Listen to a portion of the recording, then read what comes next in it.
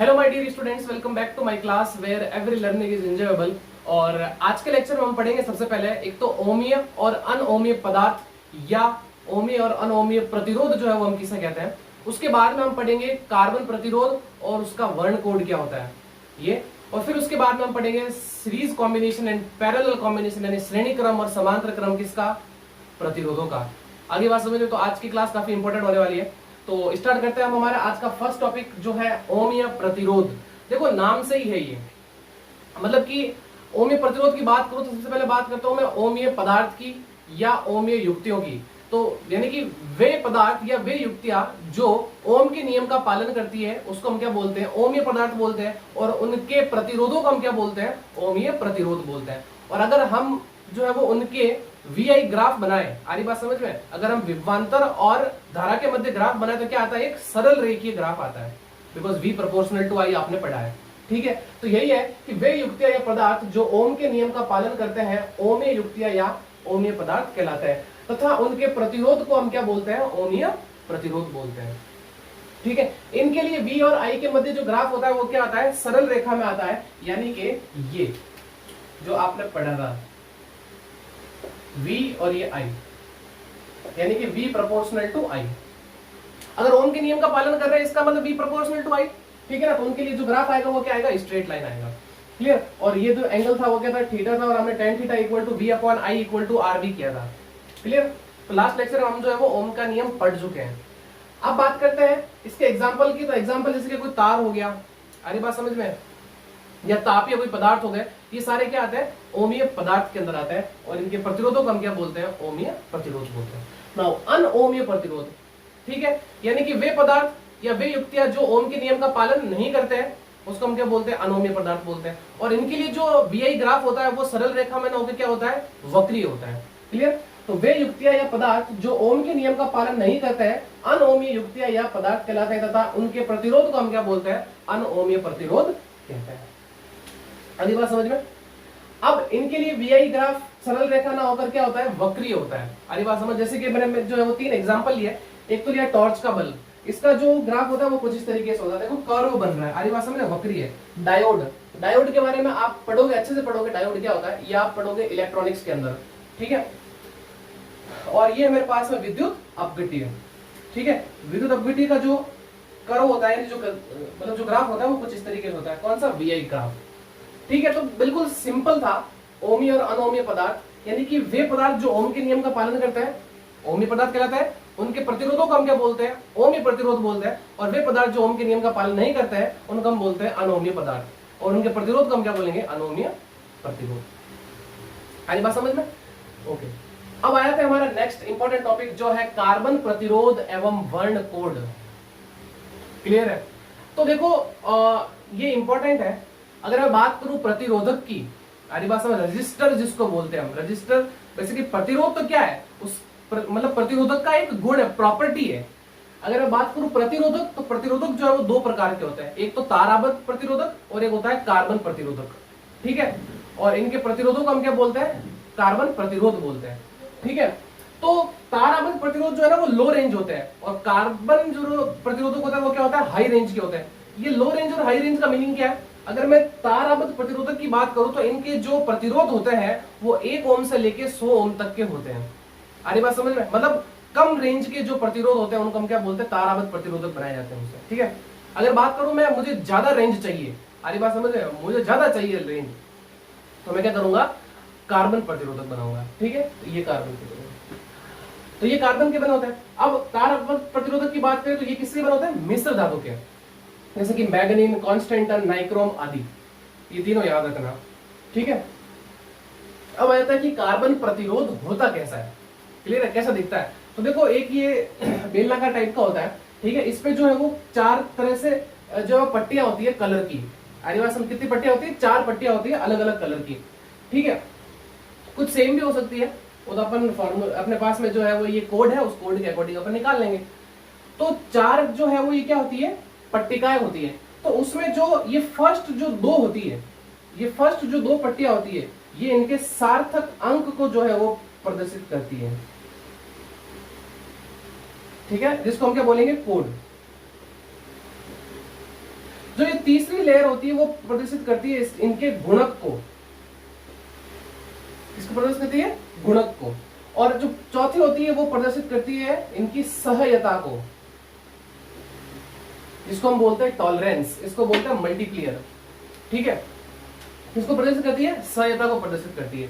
ठीक है, अब प्रतिरोध का जो फॉर्मूला है वो इस तरीके से लिखा जाता है कि R is equal to A into B multiply 10 की power C plus minus D प्रतिशत। ये होता है प्रतिरोध निकालने का फॉर्मूला। जब आपके पास में इस तरीके से रेजिस्टेंस आपको दे रखा हो, ठीक है, मतलब रजिस्टर आपको दे रखा हो और उस पे जो है वो कुछ लेयर बन रखी हो और उसको पूछ ले जाए बताओ इस रजिस्टर का जो है वो प्रतिरोध कितना होगा, अरे बस नहीं, इस प्रतिरोधक का प्रतिरोध कितना होगा, तो ये इस तरीके से निकालते हैं। अब देखो ये ABCD है क्या, तो बता देता हूं मैं क्या चीजें हैं ये तो हो जाएगा मेरे पास में फर्स्ट लेयर A, ये हो जाएगी B, ये C और ये D। ये याद आगे बात समझ में, यानी कि आपको जो ये कोड है इसी सीरियल वाइज, अरे बस इसी ऑर्डर में आपको याद रखना है। अभी बता दूं ये कैसे लिखना है, ठीक है ना। पहले इनके जो है वो कोड पे ध्यान दे देते हैं। तो देखो जो आपके कलर है आप इसे इंग्लिश में ही याद रखना है इसको, ठीक है ना, ताकि सही से याद रहेगा। Black, brown, red, orange, yellow, green, blue, violet, grey और व्हाइट, फिर गोल्ड, सिल्वर और नो कलर। तो अगर बात करूं मैं इनके कोड की तो 0 1 2 3 4 5 6 7 8 9 इसी ऑर्डर में रखना। अगर आपने ऊपर नीचे कर दिया तो गड़बड़ हो जाएगी सारी। फिर गुणक की बात करें, मल्टीप्लर की बात करें तो 10 की पावर 0, 10 की पावर 1, 10 की पावर 2, 3 4 5 6 7 8 9, ये यहां तक। अरे बात समझ में, ये यहां तक है। फिर अगर मैं बात करूं गोल्ड सिल्वर की तो इनकी क्या होता है, इनके कोड और मल्टीप्लर नहीं होता है, मतलब गुणक नहीं होता है, इनकी क्या होती है, सहायता होती है। गोल्ड की 5 प्लस माइनस 5%, सिल्वर की प्लस माइनस 10% और नो कलर यानी कुछ भी नहीं, इसका मतलब इसके कितने 20%। आगे बात समझ में। तो देखो एक मैंने जो है वो यहाँ पे एग्जांपल लिया कि एक कार्बन प्रतिरोधक का मान ये दे रखा है आपको 62 इंटू 10 की पावर 3 है तथा सहायता दे रखी कितनी 5%। तो इसके वर्ण कोड के नाम क्रम से लिखिए। तो देखो आपको क्या करना है, ये जो ए बी है ये क्या बता रहे हैं, इसके सार्थक अंक को बता रहे हैं यानी कोड को बता रहे हैं। तो इसका मतलब अगर मैं बात करूं ए और बी की तो देखो यहाँ पे 6 है, तो 6 पहला है, तो इसका मतलब 6 किसके लिए आ रहा है, देखो ब्लू के लिए आ रहा है। तो इसका मतलब एक कलर तो इसका कौन सा हो गया, ब्लू हो गया। फिर क्या आ रहा है 2 यानी वो क्या है, बी है। बी भी क्या बता रहा है आपको, सार्थक अंक को बताता है। सार्थक अंक 2 के लिए कौन सा है मेरे पास में, रेड। तो इसका मतलब दूसरा कलर कौन सा हो गया, रेड। फिर उसके बाद में देखो 10 की पावर 3 यानी ये क्या है मेरे पास में सी।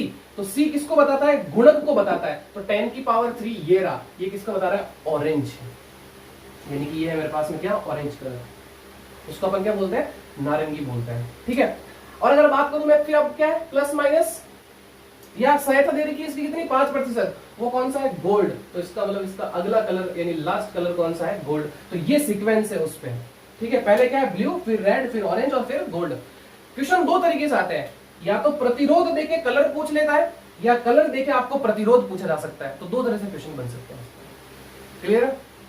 तो फटाफट इसका स्क्रीनशॉट लीजिए, फिर हम आगे बढ़ते हैं और फिर हम पढ़ेंगे अब कौन श्रेणी क्रम और समांतर क्रम प्रतिरोधों का। Clear? So take screenshot. So students बढ़ते हैं हमारे नेक्स्ट टॉपिक की तरफ को, जो है प्रतिरोधों का श्रेणी क्रम तथा समांतर क्रम संयोजन। तो स्टार्ट करते हैं सबसे पहले हम श्रेणी क्रम संयोजन। तो ये पढ़ना आपके लिए इजी रहेगा बिकॉज आप 10th में भी पढ़ के आ चुके हो, और इससे पहले हमने जो है वो जो संधारित्रों के लिए जो हमने पढ़ा था श्रेणी क्रम और समांतर क्रम संयोजन, उससे भी आपको जो काफी अच्छे से समझ में आएगा। लेकिन ये ध्यान रखना कि जो संधारित्रों का जो श्रेणी क्रम का जो फॉर्मूला था वो यहाँ पे प्रतिरोधों के समांतर क्रम से मैच करता है, मैंने ये चीज बताई थी। और जो संधारित्रों का जो समांतर क्रम का जो फॉर्मूला था वो यहाँ पे श्रेणी क्रम यानी प्रतिरोधों के श्रेणी क्रम से जो है वो मैच करता है। तो ध्यान से समझना, वैसे आपको समझ में आ जाएगा बहुत इजी, ज्यादा मैं टाइम इसमें वेस्ट करूंगा नहीं बिकॉज आपने जो 10th में पढ़ा है तो इजीली जो है वो समझ में आएगा। तो स्टार्ट करते हैं हम सबसे पहले श्रेणी क्रम संयोजन। तो श्रेणी क्रम संयोजन में क्या है कि जो प्रतिरोध है वो क्या है कि अगर मैं बात करूं इस प्रतिरोध का मतलब इस प्रतिरोध का दूसरा सिरा इस प्रतिरोध मतलब दूसरे वाले प्रतिरोध के प्रथम सिरे से जुड़ा हुआ है, और फिर तीसरे प्रतिरोध का जो पहला सिरा है वो दूसरे प्रतिरोध के दूसरे सिरे से जुड़ा है। मतलब कहने का मतलब है कि आगे से आगे एक चेन बन रही है जिसको हम क्या बोल रहे हैं, श्रेणी बोल रहे हैं। ठीक है ना, तो ये क्या होता है, प्रतिरोध आगे से आगे कनेक्टेड रहता है। ठीक है, और फिर हमने इसको क्या किया, सभी को किसी बैटरी और कुंजी से जो है वो कनेक्ट कर दिया। ये मतलब क्या, कुंजी जिसको हम बोलते हैं। ठीक है, की। और ये बैटरी है और यहाँ से करंट निकल रही है। तो आपको पता है कि जो करंट यहाँ से जाएगी वो सभी से होकर निकलेगी, तो इसका मतलब यहाँ पे जो धारा का मान है वो क्या है, समान है। तो हम यहाँ पे बोल सकते हैं कि जो धारा है, विद्युत धारा श्रेणी क्रम में वो क्या है, समान है। अगली बात समझ में? ओके, अब बात करते हैं हम यहाँ पे कि यहाँ पे जो है वो कुल ये जो विद्युत विभवांतर है वो कितना है, कुल विद्युत विभवांतर। तो भाई हम यहाँ पे क्या लगाएंगे, ओम का नियम, तो वो क्या हो जाएगा, V equal to I R. अब लेकिन R कौन सा आएगा, इक्विवेलेंट यानी तुल्य। R कौन सा आएगा, तुल्य प्रतिरोध जिसके हम बात करेंगे वो, बिकॉज हमारे पास में 3 प्रतिरोध लगे ना। ओके, अब बात करता हूं मैं प्रथम प्रतिरोध पर विद्युत विभवांतर।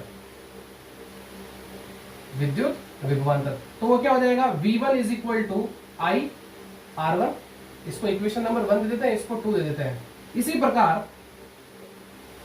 प्रकार V2 इक्वल टू क्या हो जाएगा, आई R2, इक्वेशन नंबर 3, तथा V3 इक्वल टू हो जाएगा आई R3, ये इक्वेशन नंबर 4।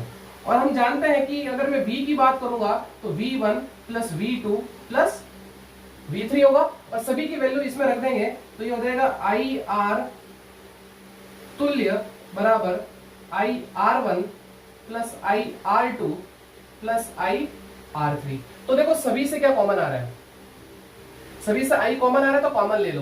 तो I is equal to I R तुल्य इक्वल टू आई कॉमन आ गया था, यहाँ पे क्या बच गया, R1 plus R2 plus R3। तो ये आई जो है वो कैंसिल आउट हो जाएगा, तो आपके पास में जो R तुल्य जो निकल के आया वो क्या आया, R1 plus R2 plus R3। और ये आपने 10th में फॉर्मूला अच्छे से पढ़ा है, ठीक है। यदि n प्रतिरोध श्रेणी क्रम में लगे हो,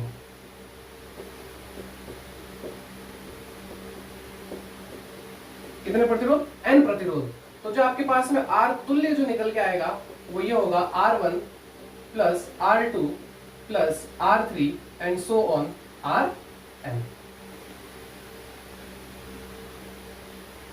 क्लियर? ओके। यदि अब मैं बात करता हूं कि मेरे पास में n प्रतिरोध लगे और सभी की वैल्यू क्या है, सेम है, तब देखो तुल्य प्रतिरोध क्या होगा, यदि समान मान R के n प्रतिरोध श्रेणी क्रम में लगे हो, श्रेणी क्रम में लगे हो, तब तुल्य प्रतिरोध, तब देखो तुल्य प्रतिरोध क्या होगा,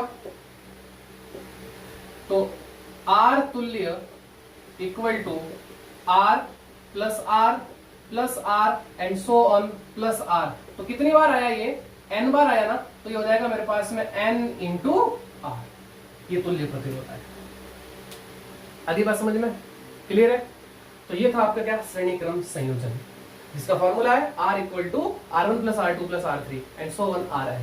अब बात करते हैं समांतर क्रम संयोजन। तो देखो समांतर क्रम संयोजन में क्या होता है कि आपके जितने भी प्रतिरोध लगे हैं उन सभी का एक कोना, मतलब एक सिरा या एक एंड एक पॉइंट से कनेक्टेड होता है किसी एक पॉइंट से, और दूसरा सिरा सभी का क्या होता है, दूसरे पॉइंट से कनेक्टेड होता है, उसको हम क्या बोलते हैं, समांतर क्रम संयोजन। तो सेम यहाँ पे भी R1 R2 R3, इनके देखो सभी का जो फर्स्ट एंड है वो एक पॉइंट से कनेक्टेड और दूसरा एंड जो है वो दूसरे पॉइंट से कनेक्टेड। तो इसका मतलब क्या होगा कि जो विभवांतर है सभी प्रतिरोधों पे क्या रहेगा, समान रहेगा, बिकॉज ये देखो ये वाला पॉइंट इससे कनेक्टेड है और ये वाला पॉइंट इससे कनेक्टेड है निगेटिव से, तो इसका वाला सभी पे जो क्या बोलते हैं विद्युत विभवांतर है वो क्या रहेगा, समान रहेगा। यानी कि यहाँ पे बात करूं मैं विद्युत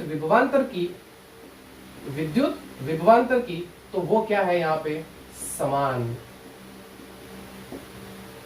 तो इसका मतलब जब धारा यहां से जाएगी उसको 3 रास्ते देखने को मिलेंगे, एक तो यहाँ पे अलग जाएगी I1, इसमें जाएगी I2 और इसमें जाएगी I3, और वापस तीनों जाके एक हो जाएगी, यानी I1 plus I2 plus I3। तो अगर बात करूं मैं कुल धारा की, तो कुल धारा जो होगी वो होगी I is equal to V upon R तुल्य। Because v equal to I R होता है ना, तो i इक्वल टू क्या हो जाएगा v अपॉन आर। ये मेरे पास में इक्वेशन नंबर 1। अब बात करता हूं मैं प्रतिरोध R1 में धारा, प्रतिरोध R1 में प्रवाहित धारा, तो वो क्या हो जाएगा I1 is equal to V upon R1, equation number 2। इसी प्रकार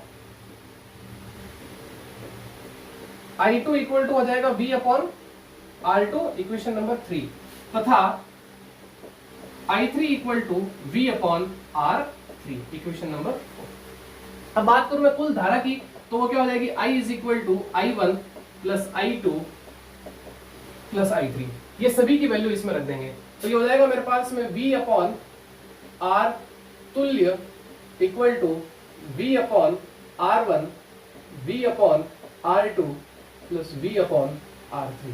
तो V कॉमन आके क्या हो जाएगा, कैंसिल आउट हो जाएगा, यानी कि V को जो है वो हम यहाँ से कट कर देंगे, तो मेरे पास में 1 अपॉन R तुल्य यानी R इक्विवेलेंट वो निकल के आया 1 upon R1 plus 1 upon R2 plus 1 upon R3।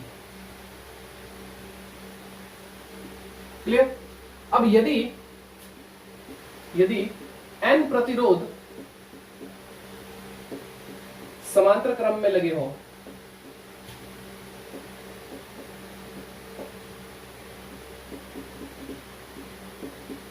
तब तुल्य प्रतिरोध क्या होगा? सो 1 अपॉन R तुल्य equal to 1 upon R1 plus 1 upon R2 plus 1 upon R3 and so on 1 upon Rn।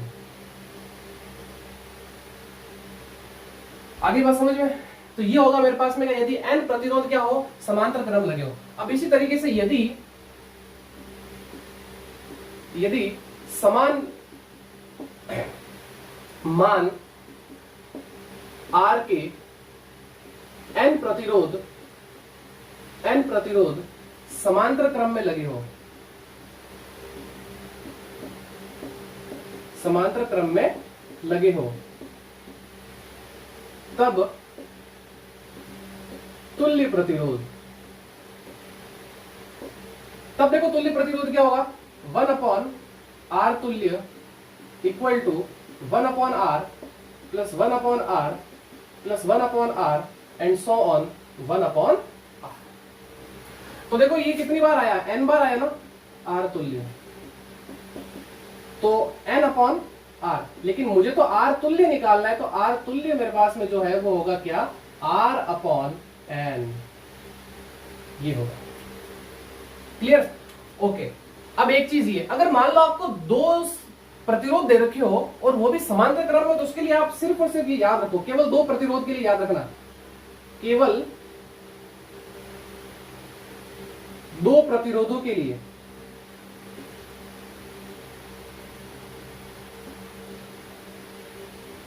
तो जो आप R तुल्य निकालते हो ना, वो क्या आएगा, R1 into R2 divided by R1 plus R2, R1 multiply R2 upon R1 plus R2। आपको पता है ऐसा हम जो है वो संधारित्र में करते थे, जब वो श्रेणी क्रम में होते थे, वहां पे अपन C1 मल्टीप्लाई C2 अपन C1 प्लस C2 करते थे। यहाँ पे हम किस में करेंगे, समांतर क्रम में करेंगे, अगर आपके पास में दो प्रतिरोध दे रखे तो। 3 के लिए मत करना ये, हाँ नहीं तो आप ऐसा नहीं 3 के लिए करो, 4 के लिए भी कर रहे हो, सभी को मल्टीप्लाई डिवाइडेड बाय सभी को प्लस, ये चीज करनी है। ठीक है, सो फटाफट इसका स्क्रीनशॉट लीजिए श्रेणी क्रम और समांतर क्रम का, फिर हम जो है वो इससे आगे 1-2 एग्जांपल करेंगे, फिर हमारी क्लास जो है आज की खत्म करेंगे। So take a screenshot. So students, अब हम जो है वो 2 एग्जांपल करेंगे सीरीज और पैरेलल कॉम्बिनेशन के रेजिस्टेंस के, और नेक्स्ट लेक्चर में हम जो सीरीज और पैरेलल के काफी सारे क्वेश्चन करेंगे। अगला लेक्चर हमारा जो है वो सीरीज पैरेलल के क्वेश्चंस पे ही होगा। तो आज जो है वो थोड़ा सा 2 एग्जांपल कर लेते हैं, बिकॉज मुझसे रहा नहीं जा रहा है, इसलिए 2 एग्जांपल बताने बहुत जरूरी है। तो calculate equivalent resistance between points A and B. A और बी के बीच में आपको जो है वो इक्विवेलेंट रेजिस्टेंस निकालना है। तो देखो सबसे पहले आपको क्या करना है, सीरीज और पैरेलल सॉल्व करना है। तो ध्यान से देखो यहाँ पे कि देखो ये तो किसी के साथ अभी ऐड नहीं हो सकता। यहाँ बात करें ये दोनों सीरीज में तो ये एक हो जाएंगे, ये दोनों पैरेलल है तो ये दोनों एक हो जाएंगे।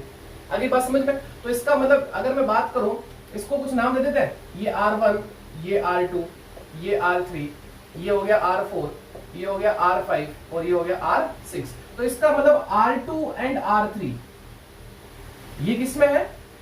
सीरीज में है। अगली बात समझ रहे हो? ये किसमें है? सीरीज में। तो सीरीज में है तो इसका मतलब मैं इसको RS दे देता हूं। ये हो जाएगा मेरे पास में क्या? 7 + 5 यानी कि ये मेरे पास में आ गया कितना? 12 ओम। ये कितना आया? 12 ओम आ गया। और अगर मैं बात करूं इनकी R5 एंड R6 की, तो ये है किसमें? पैरेलल में। अब दो रेजिस्टेंस दे रखे हैं तो पैरेलल के लिए मैंने आपको बताया था दोनों को मल्टीप्लाई कर दो, डिवाइडेड बाय दोनों को प्लस कर दो, तो ये हो जाएगा आपके पास में 18/9। तो इसका मतलब ये आपके पास में आ गया कितना? 2 ओम। इसको RS1 दे देते हैं, इसको RP1 दे देते हैं। क्लियर? RS1 और ये RP1। आगे बस अब देखो डायग्राम क्या हो चुका है। डायग्राम कुछ इस तरीके से हो चुका है।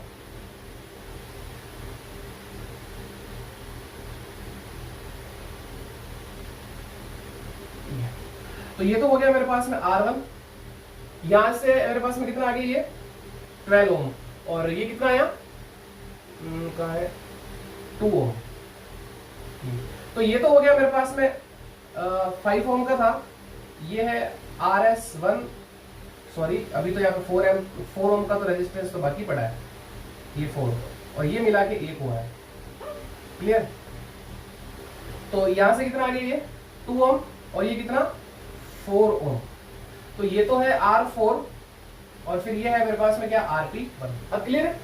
अब ध्यान से देखो, अभी दोनों सीरीज में है यानी कि R4 एंड RP1 ये किसमें है? सीरीज में। तो सीरीज में है तो इसको मैं RS2 कर देता हूं। ये हो जाएगा कितना? 4 + 2 यानी कि RS2 वो मेरे पास में कितना? 6 ओम। क्लियर? आगे बात समझ में? अब देखो डायग्राम क्या हो चुका है। अब कुछ इस तरीके से बन गई।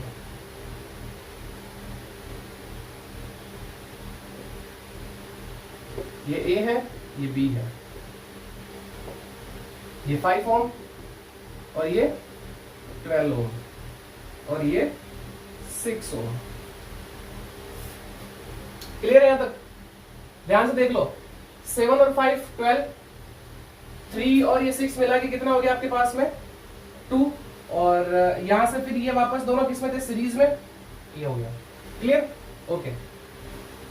अब ये दोनों किसमें? पैरेलल में, यानी कि ये तो R1 हो गया, ये RS1 और ये RS2। अब भाई RS1 एंड RS2 ये किसमें है? पैरेलल में है। तो पैरेलल में है तो ये हम किसको लिखेंगे? RP2, यानी कि ये 12 × 6 डिवाइडेड बाई 12 + 6। आधी बात समझ में? तो ये कितना हो गया? 12 6 जा 72 डिवाइडेड बाई ये कितना? 18। तो इसका मतलब RP2 कितना आ गया? 4 ओम। क्लियर है? अब ध्यान से देखना। अब फाइनल मेरे पास में क्या है? ये 5 ओम, ये 5 ओम और ये 4 ओम। तो इसका मतलब जो RAB इक्विवेलेंट रेजिस्टेंस है वो कितना है? 9 ओम। ये इसका फाइनल आंसर है। आगे बात समझ? तो इस तरीके से सॉल्व करना है ना। यहाँ पे आ जाता है। अब देखो आपको A और B के बीच में इक्विवेलेंट रेजिस्टेंस निकालना है। ध्यान से देखो कहां से क्या शुरुआत कर सकते हैं। हम यहां से शुरुआत करेंगे। ये दोनों देखो रेजिस्टेंस जो है आपके पास में ये सीरीज में है। आगे बात समझ में? तो इसका मतलब हम क्या करें? इनको एक बना दे। क्लियर? तो यानी कि R एंड R ये लेफ्ट साइड है ना, ऑन लेफ्ट साइड से बात कर रहा हूं मैं। R एंड R ये किसमें है? सीरीज में है। तो ये जब सीरीज में है तो इसका मतलब ये मेरे पास में RS मेरे पास में क्या हो गया? R + R मिला के ये कितना? 2R। ये एक बन गया। ठीक है? तो देखो अब डायग्राम अपन इसको कैसे ड्रॉ करेंगे। तो इसको ऐसा बना लेता हूं, है ना, यहाँ पे। तो ये हो जाएगा मेरे पास में, देखो ये तो ऐसे था ही। ठीक है? अब ये मिला के क्या हो गया? 1 हो गया। ठीक है? और ये रजिस्टर चल रहा था और फिर ये ऐसा था यहां से। ठीक है? और फिर ये यहां से ये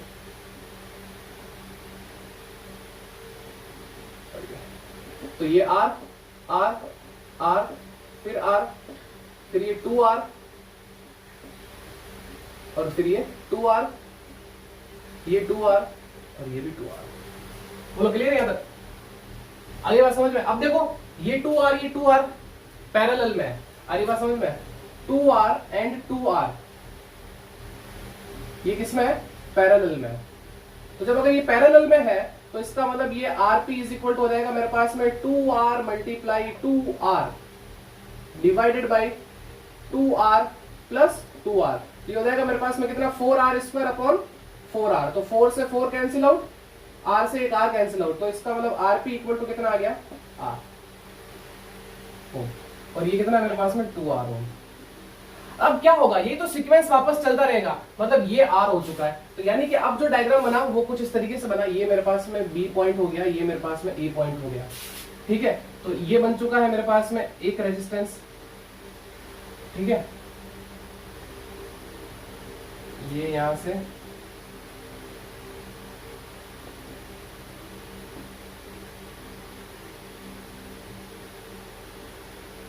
ये और फिर ये रेजिस्टेंस यहां से थोड़ा सा सही बनाता है।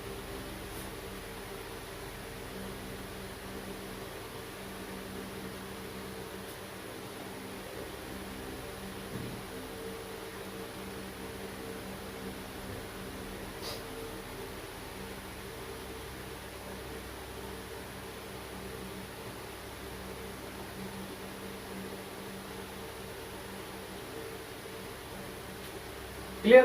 तो ये A और ये B, R R 2R R R 2R और फिर ये R। ये R और ये R किस में हो जाएंगे? सीरीज में, फिर वापस एक बनेगा। यानी कि ये कुछ इस तरीके से हो जाएंगे, मतलब ये एक हो जाएगा।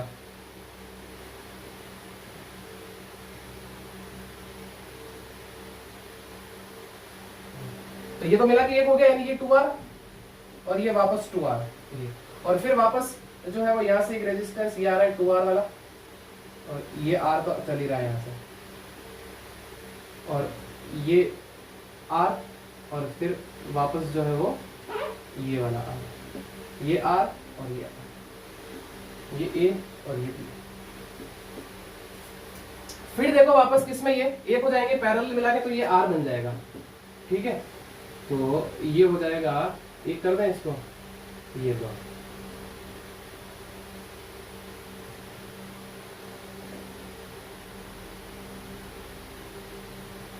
R, ये R, ये 2R और ये R और फिर ये R, ये A पॉइंट, ये B पॉइंट। क्लियर है? तक तो देखो ये वापस एक हो गए, तो यानी अब इसको नीचे बनाना पड़ेगा मुझे।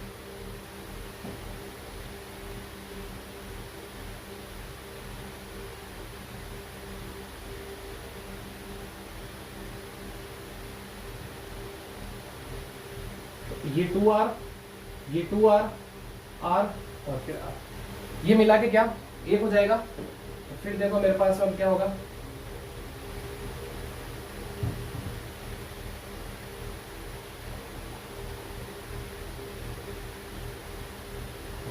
R R और फिर R, और फिर अब वापस देखो ये R और R सीरीज में हो जाएंगे। तो यानी कि ये A पॉइंट, ये तो ये बन गया मेरे पास में 2R और फिर ये R, ये A पॉइंट, ये B पॉइंट, ये A पॉइंट, ये B पॉइंट।